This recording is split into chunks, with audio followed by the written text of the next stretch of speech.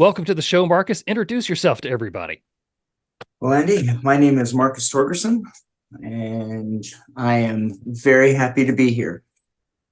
Yeah, man, I'm excited to have you here too. I first started following you on Instagram after this little book came out about 100 Deadly Skills Combat Edition, and I was like, "Hey, this guy's on it. He knows what he's doing." So I've been looking forward to this. Your name has been on my list for a very long time, and I'm glad that we were able to get everything worked out and that we are talking here today, buddy. Well, thank you for having me on. That book was such a blessing to me. It is something that professionally, from a professional standpoint, it is at the tip of the spear. I've never been so happy and proud of something in my life. That is awesome. That is great. So, what got you into teaching self-defense? I know that you've done a lot of stuff in your life, but teaching is not where you started. So, what got you started down this road? Um, I resisted teaching from the very beginning. If you were to sit there and take like you were able to watch a movie and you're like, okay, and here's the part where Marcus is supposed to teach, and saw my reaction to it. I resisted it when I was in karate. My karate instructor was like, okay, you're going to teach. I'm like, no, I'm not. For Krav Maga, for when I was going to do Krav Maga, my entire testimony of that is my resistance to teach. I didn't want to teach. I just wanted to be a student over and over and over again. And then obviously things that are bigger than myself said, no, you are going to teach. Teaching law enforcement, didn't want to teach them. I was the guy who got cuffed. I didn't sit there and give cuffs.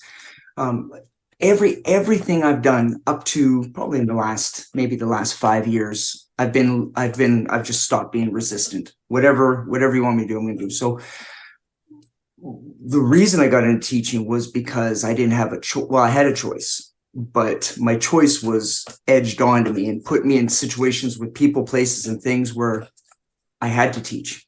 Mm, very good.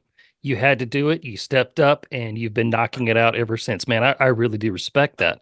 So, when looking at your teaching and your style, is your approach just like strictly self-defense? Do you focus on de-escalation, or is there like a mix in between?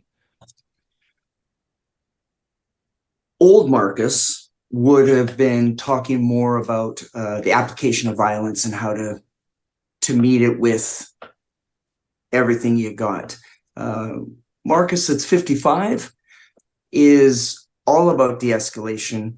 De-escalation takes care of probably 60% of your fights. Awareness takes care of the other 90%. So really, what are you left with? I'm not a mathematician, but doesn't leave a whole lot for when it does get violent. And then the violence gets split into two things. Is it evil, or is it insecurity and fear?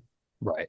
Right. So if it's insecurity and fear, okay, then it might be a little bit of a knuckle duster, and bad things will happen. If it's evil, you've got to be able to be prepared to meet evil. So my training is all de-escalation until it gets to where violence knocks on the door, and then it's do I have the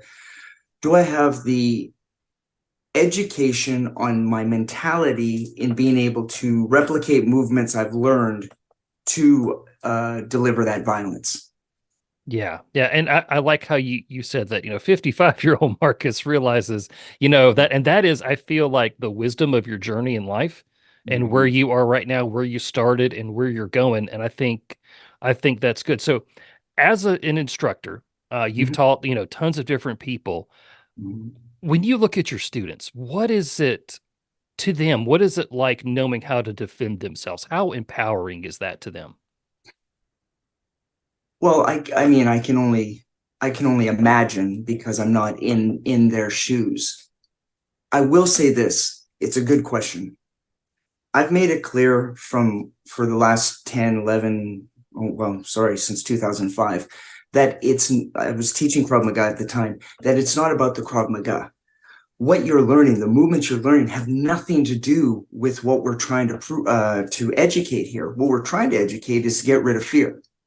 Mm, Most of our fights are fear-based, right? They're reactionary to something. Two guys pushing and shoving. They get tired of pushing and shoving. Somebody finally says, well, I don't want to look like a loser, and then takes a swing, right? The coolest part about being an instructor is watching men and women and children not be afraid of what they used to be afraid of. watching a woman who's had decades of domestic violence be able to stand in front of other men and women and say, I'm not afraid anymore. And not I'm not afraid anymore in anger and Mhm. survival, but I'm not afraid anymore because I got some tools and I'll use them if I need to. Man, that is fantastic. I want to touch on you mentioned fear, and Mm-hmm. fear drives a lot of what we do as humans. Mm-hmm. In your experience, in your life and in instructor, like how can we manage fear when it matters the most? Well, I think the first thing is to acknowledge that it's fear, right? If you take ego and pride out of it and you just say, well, what is this right now? Is it, and it is based in one, two, it's either based in love or it's based in fear. Anger, hatred, all the negatives, they're based in fear. Something happy, hugs, kisses, love, it's based in something positive. So, I don't want to try to get deep because I'm about as deep as a puddle. Okay. But the truth is if you can acknowledge I'm doing this in fear and have the courage to say, I'm doing this in fear. I need to take a step back and take a breath. That transcends self-defense. That goes to parenting. That goes to being in a couple. That goes to your friendships. That goes to every aspect of your life. If you can acknowledge, I'm doing this in fear. I need to hold on a second. And then the hard part is finding the root of that fear. And Mhm. there's the journey. And I'm 55 and I'm still yesterday bawling. I'm having these huge breakthroughs. God is just airing out these layers. And I'm like, well, I thought I dealt with that. No, obviously you didn't. Yeah. So I think one, to answer your question, to deal with fear is to acknowledge the fear and then to give yourself grace on the fact that you're not going to nail it and deal with it 100% in any given time. Don't put a time limit on it. Just be open to that growth. Yeah. You said, earlier that you see two guys who are afraid. One is afraid of looking like a loser, so he takes that big swing. And then you've got other people who are afraid to get into the fight because they don't want to lose and they don't want to look bad for not performing well in that fight.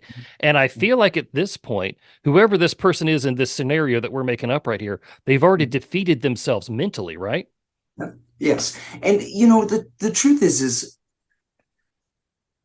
I think that when we acknowledge the fact that I'm afraid of if me and Andy are going to get in a fight. I'm afraid that Andy's going to uh, kick my butt, and or my girlfriend's with me, and I'm going to look like a loser to her. Like it's all about our approval, and we have an addiction of approval for others. I need to look good for this. Now that's fear. That is all fear. So if I can sit there and you give me a push, and I'm like, Andy, listen, before you kick my butt, I love that hat. Okay, I'll take the beating, but I need to know where'd you get the hat?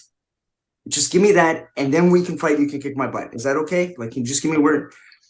And that's where de-escalation is a word that's really not fully, I think, fully understood. De-escalation Hmm. gets the impression that it's that verbal judo of I must have these cool words to say to make, and really you need to just find your voice in acknowledging. Imagine what it would be like to have two men, and we're both about to fight, and me say to you, Andy, that's your name because your girlfriend just called you that. Hmm. I'm not a fighter. I want to be able to make love to my wife after this. So if we're going to fight, can you just not hit me anywhere that's going to ruin the opportunity later when I get some loving? Now, I want to make sure that the listeners understand when somebody, most people who are afraid or bullies or whatever, they're just fear, they'll laugh at that. Hmm. Evil, evil will not laugh.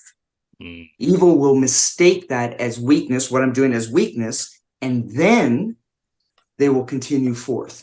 And when they continue forth after I've de-escalated, basically, I believe that that's given me the doors open. Marcus, you go and deploy whatever appropriate amount of violence is necessary to create an opportunity to escape.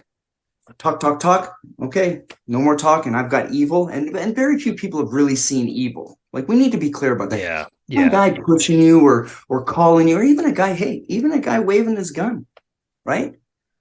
Evil is the guy who looks at you, pulls out a weapon, smiles on his face because he knows he's going to take you. And he doesn't Hmm. care if he goes with you, he doesn't care. Yeah. He's operating on a different mindset. That's what the hardest part of being an instructor is, because there is no preparation for that. Mm. I can't train Joe Schmo to here's when violence comes. This is the dim mock death touch move you need to do. It comes down to preparation. And I know a lot of guys, not to go too long-winded on this, but I know a lot of guys who are, really considered bad mofos. Mm-hmm. And they've had violence, real violence, evil come to them, and they crumbled because Yeah. they were not accused. The rules. It's all about the rules. What are the rules? Man, we ain't got no rules. And that's why I worry more, or I would rather work with a street fighter than a professional fighter. Mm. A street fighter, I just say, hey, listen, okay, you're going to do this. Listen, how many times you broke your hand? I can't break my hand anymore. Okay, well, just open your hand. Well, I don't want to open my hand. There's no power to that. Hey, throw a hook punch, but instead of throwing that hook punch like this, just open your hand. You'll break the jaw, shatter the eardrum. Good to go. Huh? Oh, they've already got the mentality of what it's like to receive violence and give violence. Mm-hmm. So, Got it. yeah. Okay, that makes a lot of sense. For those of us who are listening, who maybe have never been to a self-defense class or have thought about it but haven't been, courageous enough to go yet, can you walk us through, just with us talking here, like a basic self-defense technique that we can use? Because you just talked about a technique. And of course, this does not replace actual training. This is just kind of to open our minds up a little bit. What is one thing that we can carry with us mentally? Well, the easiest one is, after you've de-escalated, you've done all your cool moves, and the person's still coming towards you in a violent aggression. Because we're both here on video right now, the Mhm. people listening are going to be like, okay, this doesn't make sense. But if I was to give you a high five, can you just give me a high five real quick? Yeah, Just high five. Yep, there you go. Okay, yep, there you go. Every human being on planet Earth knows a high five. Small child, we teach it as a small child. Yeah. So if you can do a high five, and if at some point in time you've done a push-up in your lifetime, modified, I don't care if it's CrossFit, whatever, combine a high five with a push-up and you have a striking motion. It is the motion that will usually done, especially when you're afraid and you've got a dump of emotions and adrenaline and all sorts of chemicals, cool sciencey stuff, that once you strike that person in the face, they're not going to be knocked out or any of that nonsense. But what it does give you is the opportunity to escape. And it's a no-brainer. It doesn't matter whether you're 90 or 9, doesn't matter if you're 450 pounds or you weigh 20 pounds. The idea is to throw it with bad intentions, only to have a good outcome. Right. And I want to make sure we're clear with that. Bad intentions, if our thoughts are controlled by fear and evil thoughts, I'm not talking about that. I'm just talking about, I need to make sure I hit this person in the face as hard as I can, as fast as I can. And as soon as I hit them and I get a little bit of a window, I need to evac as soon as possible. Got it. Yeah. And I think that's really good. Everybody knows how to throw a high five. Everybody can do a push up. We do that. We connect, I guess, if we could get to the head, great. If not, if it's a shoulder, if it's a rib, whatever it is, whatever he's going to create that distance. Yeah. Yeah. And so I work a lot with adaptive people, right? People who are in wheelchairs, people who have some kind of physical challenge. Well, if you're in a wheelchair and somebody's standing over you, making a fist can be a problem sometimes, Sure. right? Right. But high five them in the groin.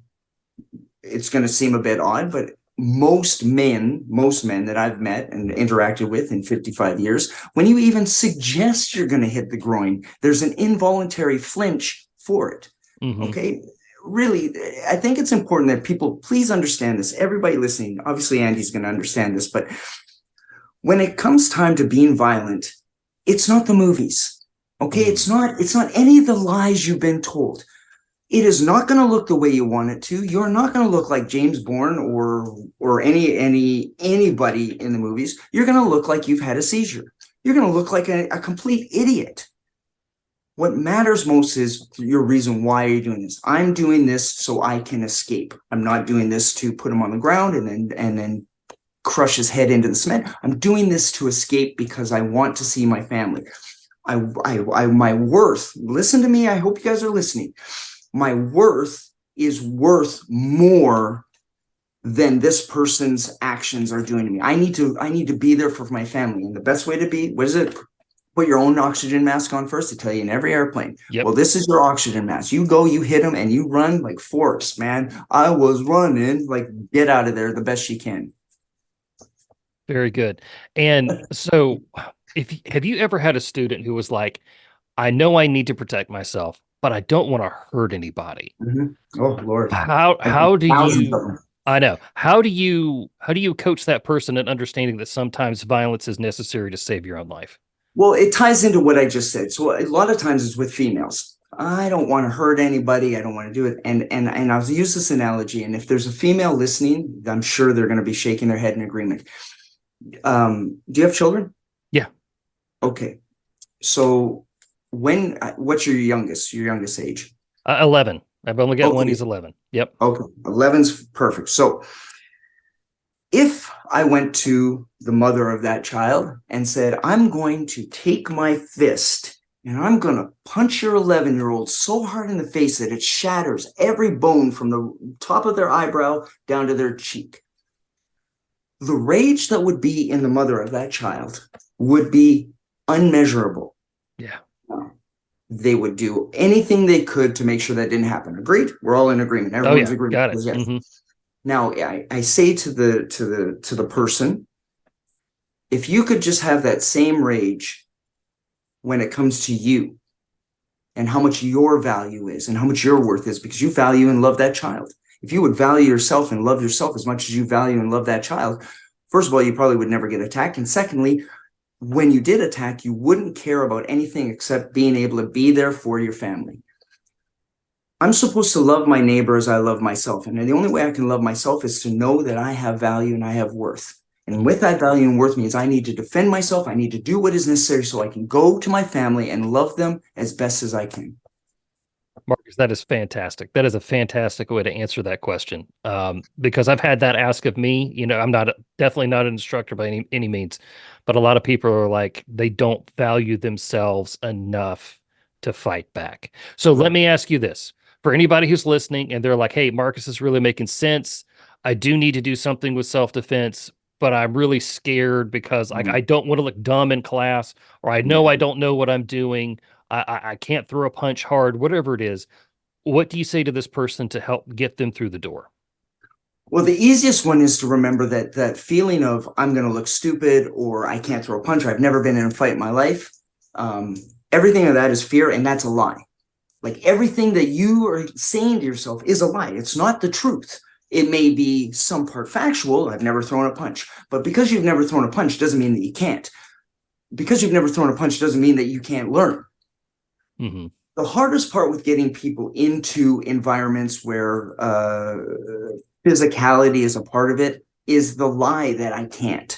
Somebody at some point in time, especially with men, I get this a lot when I talk to men, somebody at a young age told that young man that they were useless. You know what? You hit like a girl. Are you sure you don't have some type of femininity inside of you?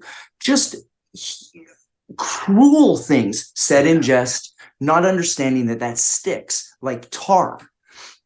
So when I'm around these people, I just got to remember that, and hear me, if you're thinking about going to do some type of something, the lies of the past have nothing to do with today's truths. So I tell everybody, find 6 or 7 martial art places in your area, go and watch some classes. And I don't care if it's jiu-jitsu, wrestling is a personal favorite, Krav Maga, boxing, I don't care what it is. Go and watch one class. Look at the students. Are they having fun? Is it Cobra Kai? I like Cobra Kai. I have some appreciation for it, but I want a little bit more Miyagi-san. But go and check it out. And then when you feel you find the top 2, go a couple of times. Try them out. Most legitimate martial arts schools will be like, look, if I walk up and say, look, I don't even know if I want to do this or not. I want to try a week. Say that you'll pay for a week of classes. If they're smart, they'll give you the week for free. And what you should be looking at, it has nothing to do with the movements. Taekwondo, okay? We all know Taekwondo. Taekwondo on the street, not the most effective. Okay? Mm-hmm. I don't care what anybody says. It's just not the most effective. But it is a great martial art. the physical attributes and emotional and mental attributes you get from taking a martial art have more to do with than the techniques. It's about your real confidence, or I say Godfidence, but your real confidence comes from the feeling that I don't have to do this if I don't want to. The fear is I feel I have to and I don't know how to.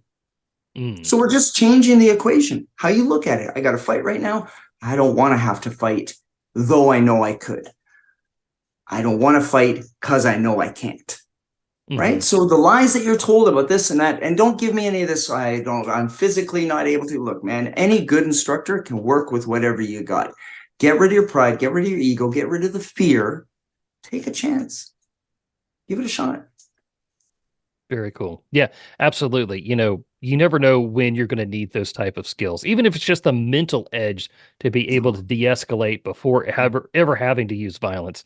You kind of have to decide well in advance, like today when things are calm. Hey, I'm going to do what it takes to go home at the end of the day. I'm going to do what it takes to protect my family. I'm going to do what it takes to protect myself. Marcus, man, I really appreciate talking to you. Where can people find out more about you? Well, and I believe you'll put links on it. I have a Yeah, website, marcustorgerson.com. It hasn't been updated, but there's some stuff on there. Instagram, Facebook, there's 2 pages, a public page and my original first page. It doesn't really matter. I post the same stuff. LinkedIn, is it LinkedIn? LinkedIn? I always screw it LinkedIn. up. Yeah, yeah. There you go. And that's the best way to get things going. I'm pretty open about if people send messages. I do my best to respond. I'm going to just qualify this only because I get a lot of these messages. Please don't ask me what if 19 ninjas, Oh my 4 gosh, samurai yes. swords, and a couple of Uzis attack you. Please, just, you know what? You're dead. So just make your peace with God and just move on. But legitimate questions, yeah, like anything that we've spoken about and you're feeling like you need to just have some expansion of that, I'll be more than happy to answer. Yeah, man, I like the what if questions. They are gosh, I get some weird ones too. But yeah, I'm like, you know what, dude? Like if that random, killer clown breaks into your house in the middle of a hurricane, man, that is, one in a million odds. That's not good for you. But yeah. But actually, I want to ask you to stick around for just a little bit because there's a question that I want to ask you about self-defense and faith specifically. But Mhm. before we sign off here, your nickname is the Tasmanian Devil. How did you get that nickname? Well, so a friend of mine, I used to work in bars for like 20 years. And one of the guys I worked with in Canada, he wrote a book about our times. And he had said, here's Marcus. We call him the Tasmanian Devil with Tourette's. Okay. And I loved it at the time. I was like, well, that's pretty appropriate. Right. And then when I worked with Clint for that book, the 100 Deadly Skills Combat Edition, everybody had like a code name or whatever. And Clint was like, well, what's yours? I said, Tasmanian Devil with Tourette's. He goes, that's way too freaking long. And then it just shortened up to Taz. And it's ironic that that's the name that I'm chosen, which is not me any Mhm. longer. I don't respond in anger and rage and hatred and violence any longer, though capable of it, obviously. Right. But now it's just a cute little moniker that I enjoy. It just makes me smile because I have fond memories of the people that associate me with that. Very cool, man. Hey, Marcus, I appreciate you. I'm glad you're sticking around for a bonus podcast here, but God bless you in your journey, buddy. Thank you, brother. Appreciate you.